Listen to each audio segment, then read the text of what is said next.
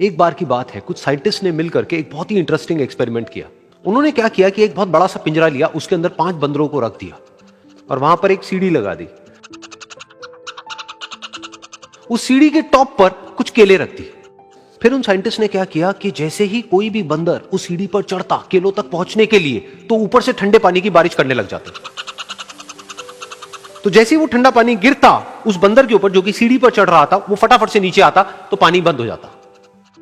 फिर दोबारा से कोई और बंदर उस सीढ़ी पर चढ़ता उन केलों तक पहुंचने के लिए, दोबारा से यही होता। दोबारा से ऊपर से ठंडे पानी की बारिश होती, वो बंदर जैसे ही नीचे आता दोबारा से बारिश बंद हो जाती।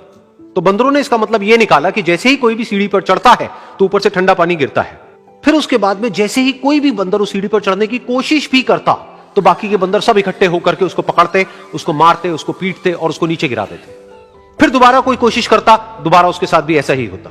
फिर उन साइंटिस्ट ने क्या किया कि उन 5 बंदरों में से एक बंदर को उस पिंजरे में से निकाला और उसकी जगह एक नए बंदर को उस पिंजरे के अंदर डाल दिया।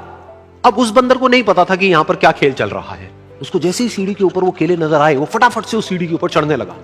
अब की बार साइंटिस्ट ने कोई बारिश नहीं करी, लेकिन फिर भी जो बाकी के बंदर थे उन्होंने इसको पकड़ा, सीढ़ी से नीचे उतारा और मारते पीटने लग गए। इस बंदर को समझ नहीं आया कि मेरे को क्यों मारा जा रहा है, तो उसने दोबारा कोशिश करी। जैसे उसने दोबारा कोशिश करी, दोबारा से उन 4 बंदरों ने वही किया। तो अब इस नए बंदर के दिमाग में क्या बैठ गया कि सीढ़ी पर चढ़ना मना है, अगर सीढ़ी पर चढ़ते हैं तो मार पड़ती है। उस सीढ़ी पर चढ़ना क्यों मना है और क्यों मार पड़ती है वो उसको नहीं पता था, बट उसके दिमाग में यह बैठ गया कि इस सीढ़ी पर नहीं चढ़ना है, ना किसी को चढ़ने देना है। फिर दोबारा से उन साइंटिस्ट ने क्या किया कि जो पुराने 4 बंदर थे उसमें से एक बंदर को निकाला और एक नए बंदर को उसी जगह पर डाल दिया। अब इस नए बंदर ने भी वही किया जो इससे पहले वाले ने किया था, यानी कि वो भागता हुआ गया, उस सीढ़ी के ऊपर चढ़ने की कोशिश करी, उन केलों तक पहुंचने की कोशिश करी। बाकी 4 इकट्ठे हो गए और उन्होंने उसको मारा पीटा, सीढ़ी से नीचे गिरा दिया। उसको कुछ समझ नहीं आया, उसने दोबारा कोशिश करी, दोबारा उसके साथ यही हुआ। और अब इस बंदर के दिमाग में भी यही बैठ गया कि सीढ़ी पर चढ़ना मना है और सीढ़ी पर चढ़ने से मार पड़ती है। फिर साइंटिस्ट ने एक एक करके जो पुराने 3 बंदर बचे हुए थे उसमें से भी एक एक करके उन बंदरों को निकाला और उनकी जगह पर 3 नए बंदर आ गए।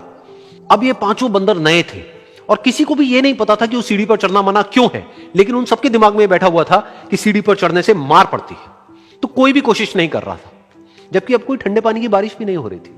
वो चाहते तो आराम से उस सीढ़ी पर चढ़ते, केले तोड़ते और आपस में बांट करके खा लेते। बिल्कुल ऐसा ही हम लोगों के साथ भी होता है, यानी कि इंसानों के साथ भी होता है।